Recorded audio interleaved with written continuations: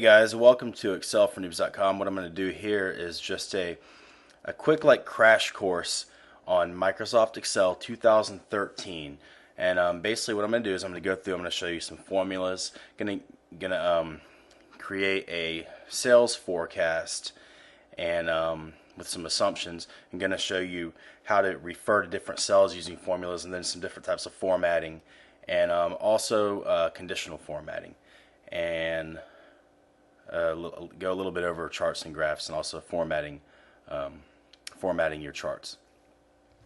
And by the end of this, you should be pretty familiar with Excel and know how to navigate through it. Alright, so the first thing I'm going to do is just cover some simple formulas. Formulas are really what makes Excel so powerful. It's that you can refer to different cells you're basically, a certain cell can derive its data by referring to other cells, whether it's contextual data, numerical values, or formulas. Okay, so the first thing I'm going to do is go over some formulas, just the basic. Alright, so to enter a formula into Excel, you always have to hit the equal sign first. And that's going to, in the cell, that's going to command that cell to be a formula. But let me go ahead and enter some numbers in here first into the cells. So right here I'm moving it over by hitting the right arrow. I'm not using my mouse. I'm hitting the right arrow on the keyboard, and I'm just hitting some random numbers using the left arrow now. Okay, that's enough numbers. Alright, so the first type of formulas I'm going to go over is addition. So addition, you can just hit the equals, and then you can click on a cell, plus, and then the other cell you're referring to. So right here, this formula is referring to cell E5 and cell F5. And to get the sum of cell E5 and F5, I just hit equals E5 plus F5. Enter, and there's my result. I'll just go ahead and label that too. Okay. You can also do multiple cells. Equals, just as I did before, plus, and I just continue doing this until I have all the cells that I want to add. And there you have the result again. Now another way to do addition is to just basically do equals sum, and then I'm going to close that in parentheses. So I hit equals, I type in the word sum, and then parentheses. Inside the parentheses, I select all of these cells, and then I close the parentheses. And now I have the sum of all the cells that I want to add. Alright, and then another way to add cells is to use the auto sum feature. And you can go here in the formulas tab. This up here is called the ribbon, and these are where most of your commands are. You have different tabs.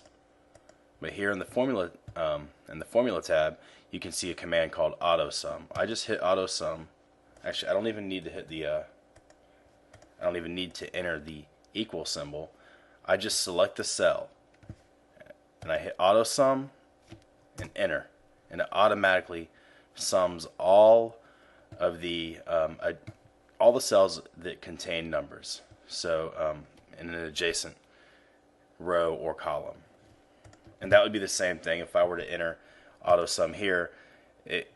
Excel can detect that there's numbers in the rows above it, adjacent to each other. So I would just hit AutoSum, and there I have the sum. Alright, if you want to do subtraction in Excel, it's pretty simple. Just remember you have to hit the equal sign first, and then we're going to have this cell minus this cell. Alright, if you want to keep doing it, equals, then minus, just continue, and there you have your result. You've subtracted all of those cells from each other. And it's going to do this in order, obviously, 5 minus 7 minus 2 minus 4, and there's your result. Okay. Now we're going to go over multiplication. And the way to do multiplication is equals, just as we always do, and say that cell, referring to cell C5, using the asterisk or the star symbol, and then we hit the other cell we want to multiply it by. And that's how you do multiplication. And then, obviously you can do as many as you want, just as we did before. Alright, another way to do multiplication is to use the product formula.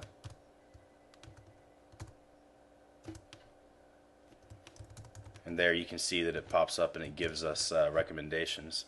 Alright, so we select our first number, and you can see right here there's a little drop down box that just tells you what enters, tells you how to enter the formula. So right there, number 1 is going to be our first. Let me zoom in a little bit too. Number 1 is going to be our first number that we're multiplying, and then we hit a comma and our second number, and then we can close that and we have the product. Or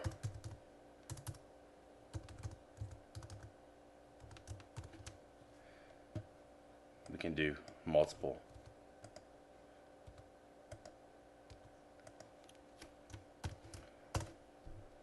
And there we have our result of 280. Alright, and then finally we'll go over division. There's some other ones I'm going to cover, but division is simple. We just equals, take a number, anywhere in here. 6, then we just do the forward slash for divide, 2.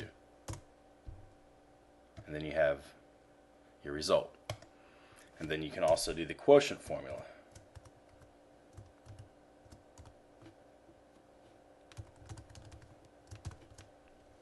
Same thing. First, your numerator right here tells you to enter your numerator, comma, and your denominator. And there you have your result again. Same result. Alright. Let's see, another one we have is average. What if we want to get the average of some numbers? So average, and we can find the average of all these numbers inside the the parentheses. We're going to go ahead and select all the numbers, or all the cells that we want to average. And we have our average. So the average of these numbers right here is 4.5.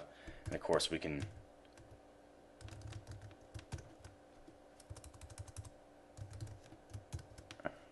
do all the cells if we wanted to. Now it's 5.5 if we averaged all of these cells. And then obviously you can combine formulas. It's important to know the order of operation, know how to use your parentheses. So if you don't know that, you might need to go study up on some math lessons. I do have a video somewhere on my channel, you can find it, that goes over the order of operations. But it's definitely important for you to have a basic understanding of arithmetic here. Alright, so let's just say I wanted to multiply these two cells and add it to the sum of these two cells. Alright, I could do, then that's in parentheses, plus, put that in parentheses.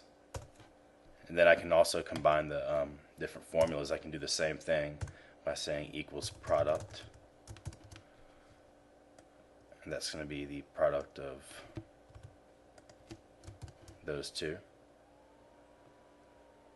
plus the sum of these two cells. And I can continue doing this. I could also say minus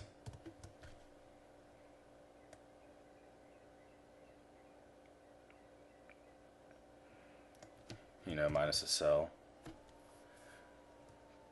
plus the quotient, and then I'd have to I'm just picking random cells, but I'm showing